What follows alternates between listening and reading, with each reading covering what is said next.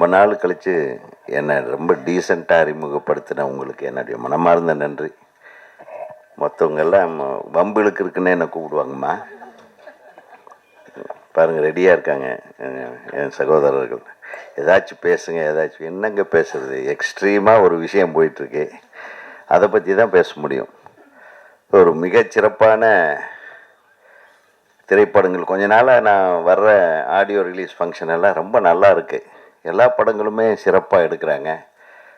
இந்த படத்தை பற்றி எந்த ஒரு முன்னோட்டமும் எந்த ஒரு விஷயமும் தெரியாமல் நான் வந்து திடீர்னு இந்த விழாவில் கடந்துக்கும்போது தான் நம்ம மிஸ் பண்ண விஷயமெல்லாம் இங்கே செய்கிறாங்களே அப்படின்றத பார்த்து நான் ரொம்ப சந்தோஷமாக இருக்கேன். எனக்கு டைட்டிலே நல்லா தான் இருக்குது, எக்ஸ்ட்ரீம். அது எக்ஸ் நடுவில் போட்டு ஸ்ட்ரீமை சென்டரில் போட்டு எக்ஸ்ட்ரீமாக நடக்கிற ஒரு விஷயத்தை அதை எப்படி எக்ஸ்ட்ரீமாக டீல் பண்ணி அதை கம்யூனிகேட் பண்ணுறாங்கன்றது தான் கதைன்னு நினைக்கிறேன். இந்த கதை என்னென்னு எல்லாத்துக்கும் தெரிஞ்சிருக்கும். ஸோ அதை பற்றி நான் சொல்ல விரும்பலை. ஏதோ ஒரு கும்பலுடைய அட்டகாசம், அதை கண்டுபிடிக்கிற ஒரு போலீஸு. இந்த மேடையை வந்து அலங்கரித்து கொண்டிருக்கிறேன் எங்கள் பிரியத்துக்குரிய அண்ணன் திரு ராஜன் சார் அவர்களுக்கு என்னுடைய மனமார்ந்த நன்றியை தெரிவிச்சுக்கிறேன். முதல்ல நீ பேசுகிறதா அந்த பேசிட்டு போடா அப்படின்ட்டாரு. ஏன்னா அவருடைய வயதுக்கும் அவருடைய அனுபவத்திற்கும் அவர் ரொம்ப தூரத்துலேருந்து வர்றாரு. அது எல்லாம் மீறி ஒருத்தர் அழைச்சாங்கன்னா அந்த வர்ற அந்த மனித நேயம் இருக்குது பாருங்கள், அது சினிமா மேலே இருக்கிற அவருடைய பற்று.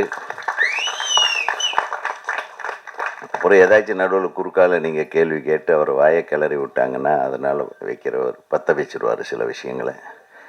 அது பற்றிக்கிட்டே தெரியும், ஒரு வாரத்துக்கு உங்களுக்கெல்லாம் தீனியாக இருக்கும். ஸோ அண்ணன் அவர்களுக்கு நன்றி. என்னுடைய பிரியத்துக்குரிய தம்பி பேரரசு அவர்கள், அவர் அப்படி தான். அவர் வந்து கிட்டத்தட்ட காஞ்சிபுரம் மாவட்டத்திலேருந்து வர்றாரு. காஞ்சிபுரம் மாவட்டம்னா ஈசிஆர். ஆமாம், ஈசிஆர் காஞ்சிபுரம் மாவட்டம் தானேப்பா? காஞ்சிபுரமா செங்கல்பட்டா? செங்கல்பட்டு மாவட்டம். இன்னும் அதை விட தூரம் போகணும்.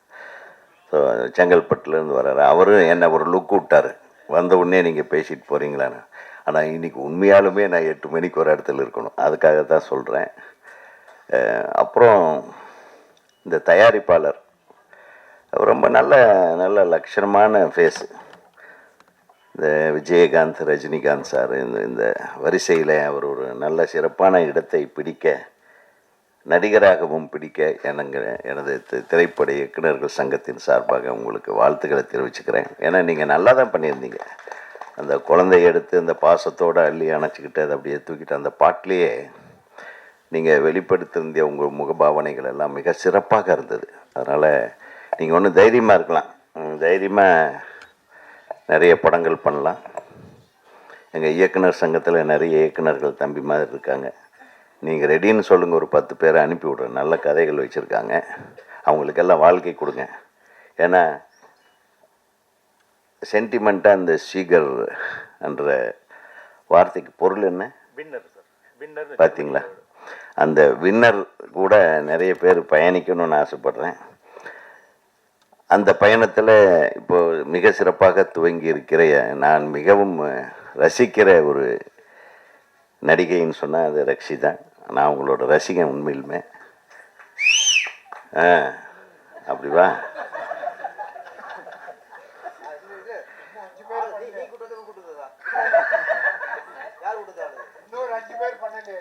ஏன்னா நான் போன வாரம் ஒரு படம் பார்த்தேன் 4 நாளைக்கு முன்னாடி.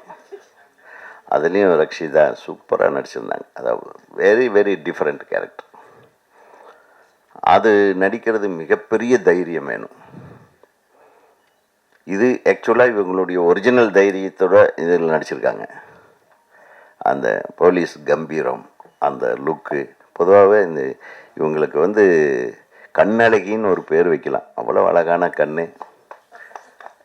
ரொம்ப சந்தோஷம் என் பக்கத்தில் உட்கார்ந்ததுக்கு. ஓகேவாப்பா? நான் அதுக்காக தான் வேறு யாரும் உட்காந்துட்டு போகிறாங்களோன்ட்டு நான் அப்படியே கரெக்ட் பண்ணி வச்சுட்டே இருந்தேன். அப்புறம் பேரரசை இந்த பக்கம் உட்காந்து வச்சு உங்களுக்கெல்லாம் வந்து மகிழ்ச்சியை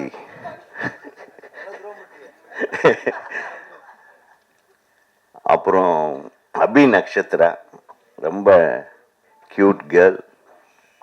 அவங்க நடித்த இப்போ வெப் சீரிஸ் ஒரு மிகப்பெரிய பிரமாதமான வெற்றியை அடைந்திருக்கிறது. தொடர்ந்து நீங்கள் இந்த படத்துலேயே நல்ல பிரமாதமாக தெரியுறீங்க. நிச்சயமாக உங்களுக்கு ஒரு மிகப்பெரிய வெற்றியை இந்த திரைப்படம் கொண்டு வந்து சேர்க்க வேண்டும். இவங்களை எல்லாம் விட நம்ம தொழில்நுட்ப கலைஞர்கள்னு பார்த்தா ரொம்ப அழகாக பேசுறதுக்கு ஆரம்பிக்கிறதுக்கு முன்னாடியே முடிக்கிற ஆட்களை எல்லாம் பார்த்தோம். ஒளிப்பதிவாளர் மிக சிறப்பாக இருந்தது உங்கள் ஒளிப்பதிவு. எடிட்டிங் வாஸ் ரியலி குட் தம்பி, ரொம்ப ரொம்ப நல்லா பண்ணியிருந்தீங்க. ஏன்னா இந்த மாதிரி படங்களில் ஒரு கொகரன்சியும் வேணும், அதே மாதிரி ஒரு டெம்போவும் வேணும்.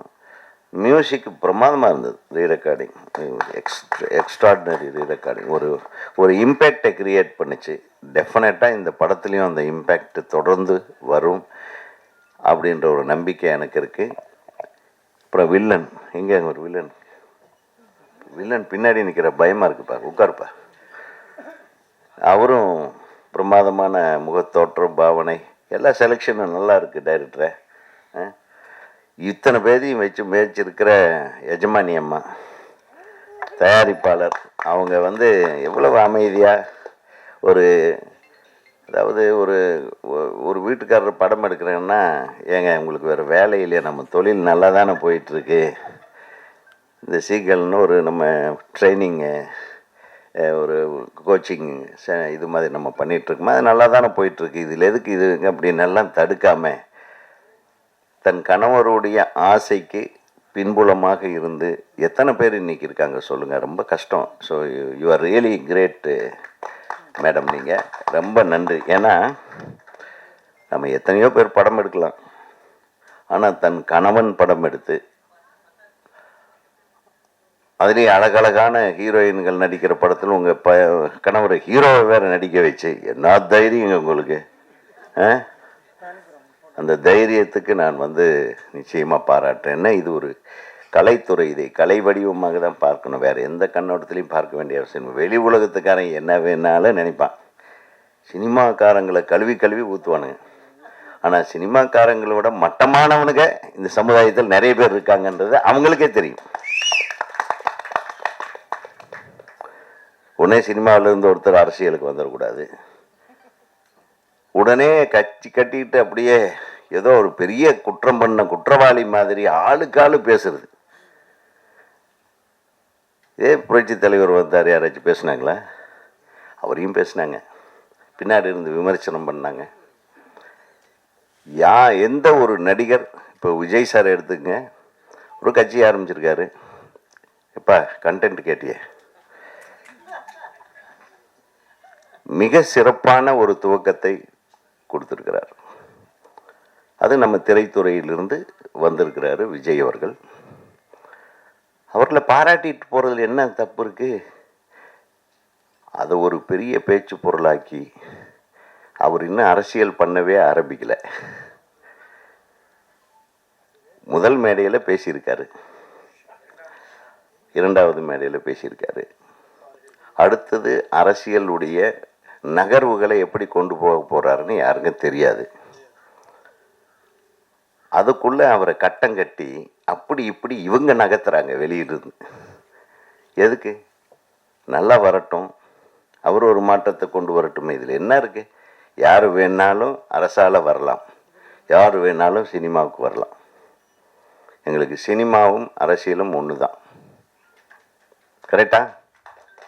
பேரறிஞர் அண்ணா திரைப்படத்துக்கு வசனம் எழுதியார், கலைஞர் அவர்கள் திரைப்படத்துறையிலே வசனம் எழுதினார், தயாரிப்பாளராக இருந்தார். புரட்சி தலைவர் உங்களுக்கு தெரியவே தெரியாது, சினிமா உலகையே ஆண்டவர். புரட்சி தலைவி அம்மா அவர்கள் சினிமா.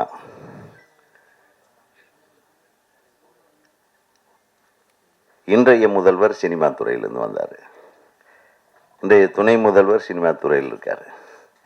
ஸோ சினிமா துறையிலிருந்து தாங்க நம்ம தமிழ்நாட்டுக்கு முதல்வர்கள் உருவாகிறார்கள். இதில் எந்த விதத்துலையும் சந்தேகம் இல்லை. வரட்டுமே, உருவாகட்டுமே. அது என்ன, வர்றதுக்கு முன்னாடியே 1008 பிரச்சனையை பண்ணி ஒருத்தர் குழப்புறதுக்குன்னே எல்லாம் ரெடியாக இருக்கிறாங்க. எப்படி ஒரு சினிமா ரிலீஸ் ஆகி ஃபஸ்ட்டு ஷோவிலேயே எல்லாத்தையும் குழப்புறாங்களே, அந்த மாதிரி இதையும் குழப்ப நினைக்காதீங்க. ஆக ஒரு சிறப்பான சினிமாவை எடுக்க வந்த சீகல் நிறுவனத்தோட தலைவர் அவர்களை நான் வாழ்த்த கடமைப்பட்டிருக்கிறேன். அவருடைய துணைவியார் அவர்களையும் வாழ்த்த கடமைப்பட்டிருக்கிறேன்.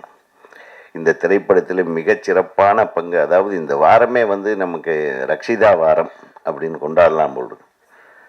அடுத்தது உங்கள் படம் ஏதாச்சும் இருக்கம்மா ஆடியோ ரிலீஸ், அதுக்கு கூப்பிட்டுரு, அதுக்கு யாராச்சும் சொல்லி ஆள் வச்சு கூப்பிட்டுருங்க. ஸோ ஒரு அருமையாக ஒரு நீங்கள் முதல்லையே சினிமாவுக்கு வந்திருக்கணும். நீங்கள் சின்ன திரையிலேயே உங்களை அப்படியே கொண்டு போய் சேர்த்துட்டீங்க. நீங்கள் பெரிய திரைக்கு வந்திருந்தா நிறைய நடிகைகள் பயந்துருப்பாங்க. உண்மையிலுமே சொல்கிறேன். ஏன்னா அவ்வளவு அழகான முகம், நன்றாக நடித்திருக்கிற அந்த அந்த அந்த போஸ்லேயே தெரியுது பாருங்கள். ஆக ஒரு சிறப்பான திரைப்படத்தை நான் எதிர்பார்க்கவே இல்லை. ஒரு டைரக்டர் இவ்வளவு அழகாக உன்னுடைய ஷார்ட்ஸு, இந்த கம்போசிங்கு, இந்த டைலாக்கு, இந்த ஸ்ட்ரக்சர், உன்னுடைய கிராஃப்ட்மேன்ஷிப் தெரியுது டைரக்டர் சார். ஸோ நீங்கள் இன்னும் திரைப்பட இயக்குனர் சங்கத்தில் உறுப்பினர் ஆயிட்டீங்களா? ஆயிடணும். நாளைக்கு ஆள் அனுப்பி கரெக்டா நம்ம ஒவ்வொருத்தரையும் சொல்கிறேன், சங்கத்தில் சேர்ந்துட்டிங்கன்னா சங்கம் ஏதாச்சும் ஒரு பிரச்சனைன்னா உங்களுக்கு நிற்கும், இல்லைன்னா கஷ்டமாயிடும். அதனால் அவரையும் நடிகர் சங்கத்தில் உறுப்பினர் ஆக்கிருங்க, நீங்கள் இயக்குனர் சங்கத்தில் உறுப்பினர் ஆக்கிருங்க. அடுத்து தொடர்ந்து இந்த சிறிய திரைப்படங்கள்லாம் இந்த வருடம் மிகப்பெரிய வெற்றிகளை கண்டிருக்கிறது. நீங்கள் எதை பயப்படவே வேண்டாம். பெரிய பெரிய மெகா பட்ஜெட் படங்களை விட குறைந்த செலவில் எடுக்கக்கூடிய திரைப்படங்கள் எல்லாம் வெற்றி படங்களாக ஆயிருக்குன்னா நம்ம ரசிகர்கள் எவ்வளவு அழகான ரசிகர்கள், நல்லதை ரசிக்கக்கூடிய ஒரு ஒரு அமைப்பான ரசிகர்கள் இருக்கிறார்கள் என்பதை மட்டும் தெரிந்து கொள்ள வேண்டும். அதனால் நல்ல படங்கள், நீங்கள் சொன்னீங்க இந்த கண்டென்ட் ஒன்று இருக்குன்னு சொல்லிட்டு, அந்த கண்டென்ட்டு நிச்சயமாக ஜனங்களுக்கு ரீச் ஆகும். ஏன்னா அந்த அளவுக்கு இந்த படத்தில் எனக்கு என்னமோ தோணும், இந்த படம் ஒரு பெரிய ஹிட் ஆகும், எல்லாரும் பரபரப்பாக பேச வைக்கக்கூடிய ஒரு படமாக இது மாறும்னு எனக்கு தோணுது. அது தோன்றதை சொல்கிறேன். இறைவன் அருளால் இந்த திரைப்பட தயாரிப்பாளர்களும் தொழில்நுட்ப கலைஞர்களும் இதில் நடித்திருக்கிற அனைத்து நடிகர் நடிகைகளும் நிச்சயமாக வெற்றி பெற வேண்டும். உங்கள் பாராட்டுகளை பெற வேண்டும். எங்கள் சகோதரர்கள் நல்ல விஷயத்தை வேகமாக கொண்டு போய் சேர்த்துருவாங்க. நம்ம நண்பர்கள் இல்லாத சில ஊடகங்கள் தப்பாக கொண்டு போய் சேர்ப்பாங்க, அது வேறு விஷயம். அதை பற்றியெல்லாம் கவலைப்படாதீங்க. ஸோ நம்ம நண்பர்கள் நிச்சயமாக உங்களை வாழ்க வாழ்க என்று வாழ வைக்கத்தான் அவர்கள் இங்கே வந்திருக்கிறார்கள். ஆகவே அவர்களுக்கும் எனக்கு நன்றி செலுத்தி கொண்டு என்னுடைய உரையை முடிக்கிறேன். வாழ்க, வெல்க எக்ஸ்ட்ரீம்.